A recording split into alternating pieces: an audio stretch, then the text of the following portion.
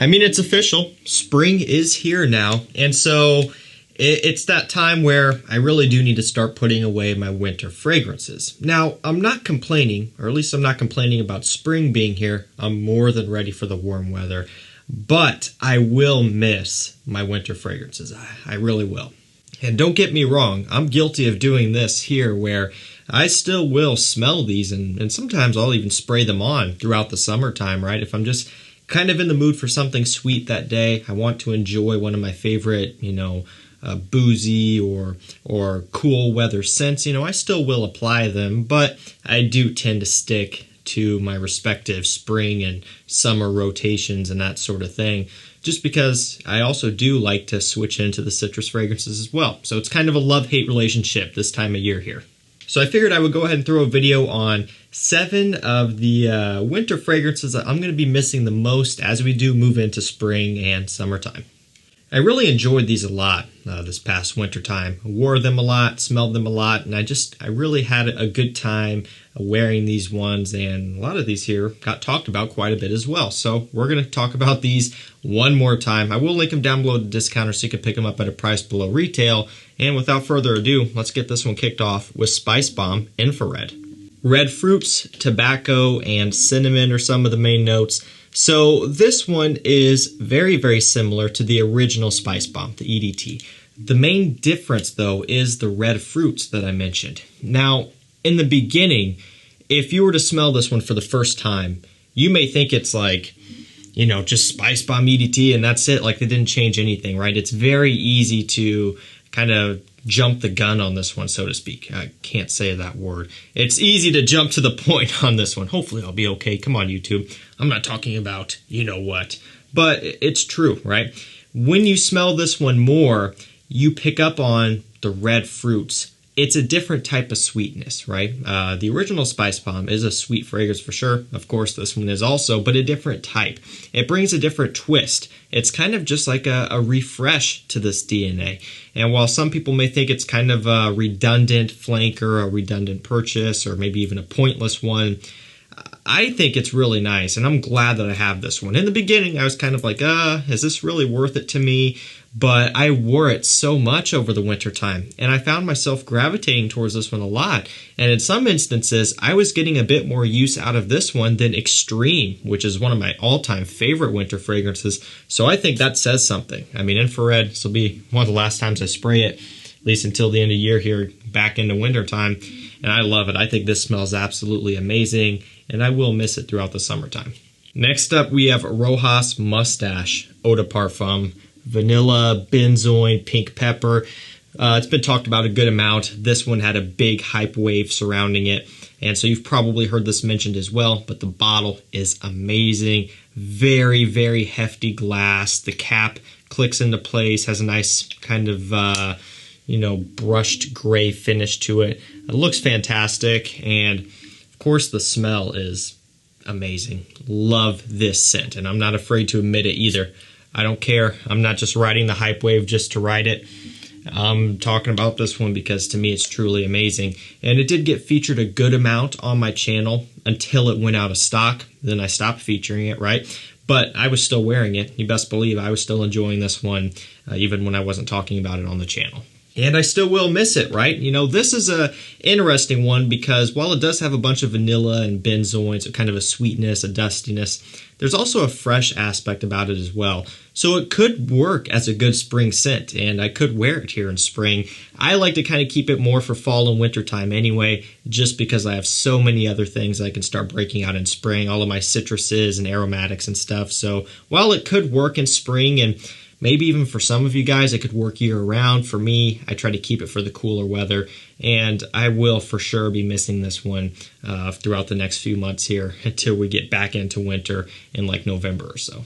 Next up, we have Ultra Male by Jean Paul Gaultier. So this one is a guilty pleasure for me. I've talked about this a lot on the channel. It's just a fragrance that smells so fun and playful to me, and that's why I like to wear it. You know, I do have a lot of things that smell more grown up and more mature and more well put together, and I like those fragrances, right? It gives me a different type of confidence when I wear them that I do enjoy, but sometimes I want to forget about all of the responsibilities. I want to forget about everything that's going on in the world, and when I do, that's when I reach for Ultra Male, because it's so fun. It's got pear, vanilla, lavender.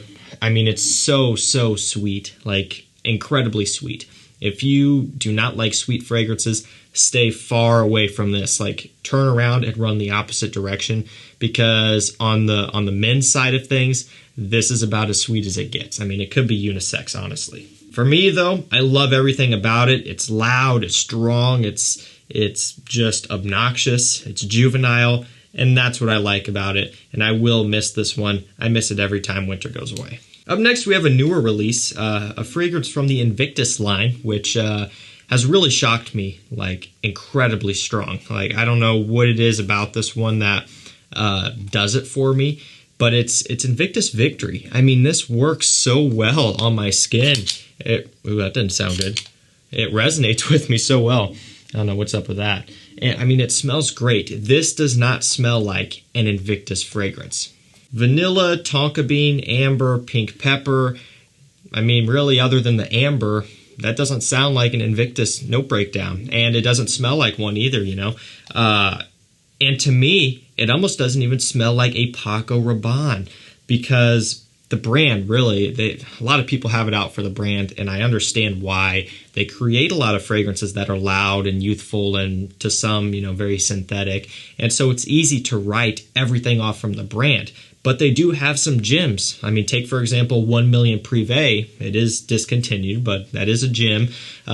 Take, for example, this one right here, Paco Rabanne Pure XS and Pure XS Night. They do have some astounding releases, and this happens to be one of them. It's sweet, but not in an overly synthetic way, or not in a super playful and bubblegummy muddled way. It has some clarity to it. It smells very nice, and I will miss this one. I think this is easily the best Invictus in the line, and I enjoyed the heck out of it.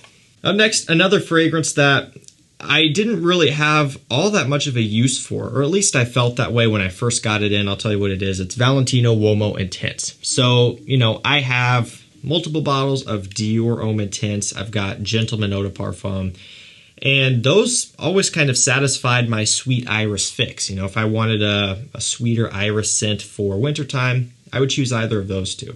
Eventually got a good deal on Uomo Intense, added it to the collection, and at first I was like, it's kind of redundant to me. That's what I thought. Until I wore it more, I sprayed it more, I smelled it more. Then something clicked. Something just changed in me to where all of a sudden I was hooked on this. I was obsessed with Uomo Intense, and I still really love it. I mean, this fragrance to me, this is amazing. Love it so much that I bought another bottle. This is a 50 ml. Have a 100 ml now. I mean, this is astonishing. Iris, vanilla, leather, tonka bean. It's a work of art. And it is different than Gentleman Eau de Parfum and Dior Homme Intense, you know, by a good amount, you know. On paper, and when you look at the notes in, literally, like on paper, if you were to spray it on paper and smell it, they're going to seem similar, right? And they are similar, but more similar than not. That's how it may come across. But when you actually wear this one on skin, you give it a proper wearing, and you spend some time with it, then you start to pick up on these different nuances. You know, this one here has focus on that leather by a good amount, you know. It has different tendencies about it that the others don't have. And it kind of fits in the middle in terms of mass appeal. This is something I've explained before as well. So if you have Dior Homme Intense on this side being the most daring, you have Gentleman Eau de Parfum all the way over here being the most mass-pleasing and easiest to get along with, Valentino Uomo Intense kind of sits right in the middle. It almost bridges the gap between the two. You know, it's not quite as daring as the Dior. It's not quite as mass-pleasing and kind of stripped back as the Gentleman. You know, the Gentleman's very focused on vanilla as well. It's kind of right there. It's a middle ground. If you want the best of both worlds, go with this one. Second to last fragrance for this one, we have Versace Eros Parfum. Another new release, of course. Hit discounters super quick. I don't know how this happened.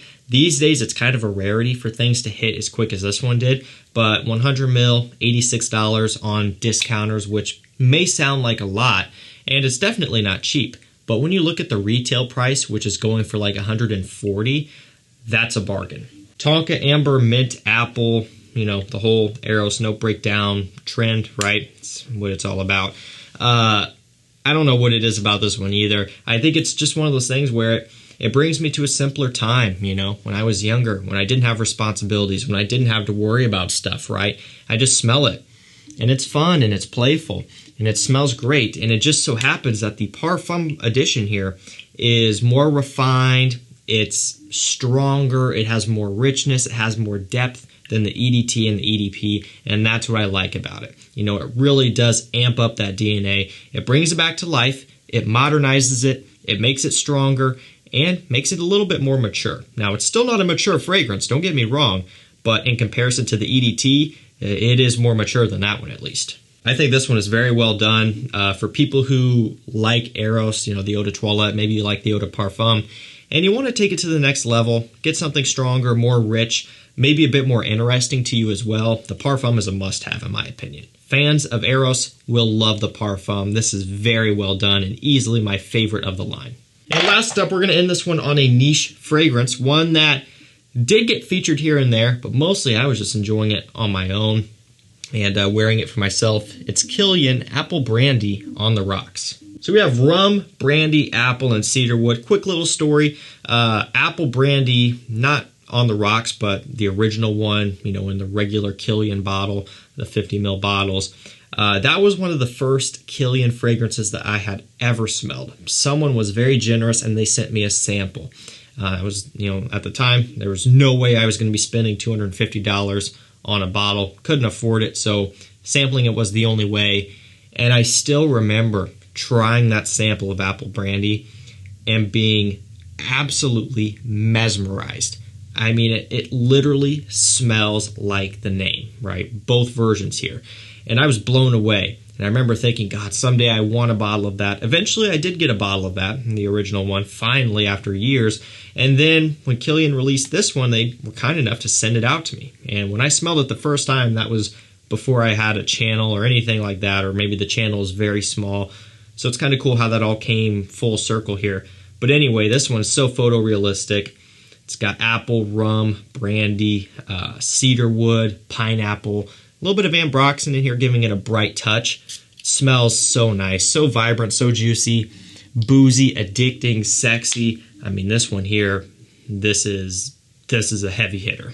It's even a good performer for what it is. You know, people were kind of concerned about that, being that they're bringing this over into this line, and On the Rocks kind of trying to allude that it's going to be a little bit fresher, but it is an eau de parfum. It still has that richness and depth, and it's a little bit more wearable and maybe easier to pull off than the original, kind of in the regular line. Love everything about it. I hit this bottle pretty hard. It's kind of a funny analogy there, you know. Some people will get it. Alrighty, that's going to do it for me, guys. That is 7 winter fragrances that I'm going to be missing the most throughout this spring and summer. Again, you know, I'm going to still get to wear these again this year. It'll just be at the very end of this year, probably starting in November or something. But, you know, I'll miss these throughout the summertime. I will definitely be wearing these, or I mean, not wearing them, but at least smelling them throughout the summertime. But it won't be the same. I am excited to get into the spring and summer rotation, though. Plenty of videos are going to be coming up on that soon. I've got new stuff coming. Trying to really change it up this year for the warm weather season, you know, the warm fragrance season. Going to try to bring you guys some new stuff and some different topics. So make sure you get subscribed. I will link all these down below to discounters so you can pick them up down there. Thank you so much for watching. Stay safe, stay healthy. We'll see you tomorrow with another one. Take care.